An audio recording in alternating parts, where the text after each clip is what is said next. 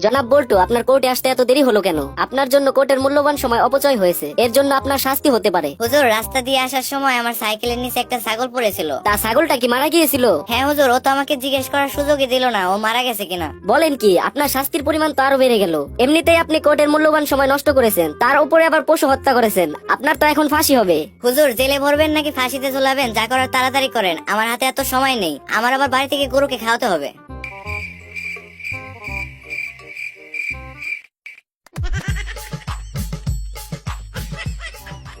ধুর মিয়া, এটা কি মোবাইল দিছেন? দেওয়ার আগে তো বলছিলেন সারা জীবনেও নষ্ট হবে না।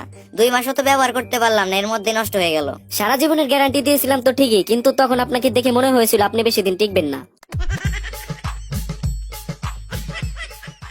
আচ্ছা ভাই, আপনার দোকানে কি পানি আছে? হ্যাঁ ভাই, পানি আছে। তাহলে সাবান আছে? হ্যাঁ ভাই, সাবানও আছে। আচ্ছা ভাই, তাহলে সাবান আর পানি দিয়ে ভালোভাবে হাত ধুয়ে 5 টাকার মুড়ি দিন তো।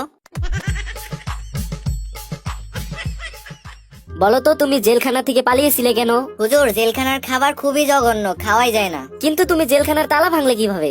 হুজুর, সকালের নাস্তার রুটি দিয়ে।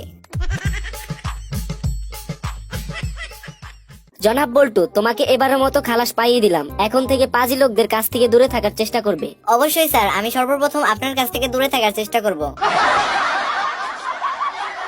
আচ্ছা ভাই, কি লাগবে আপনার? আমার বইয়ের পোশাক কুকুরের জন্য একটা ভালো কেক দিন তো। এখানেই খাবেন না প্যাক করে দেব? সমস্ত তথ্য ও প্রমাণের ভিত্তিতে জনাব বল্টুকে বেকসুর খালাস দেওয়া হলো। জনাব বল্টু, আপনার কি কিছু বলার আছে? হুজুর, তাহলে কি আমি আমার চুরির টাকাগুলো নিজের কাছে রাখতে পারি?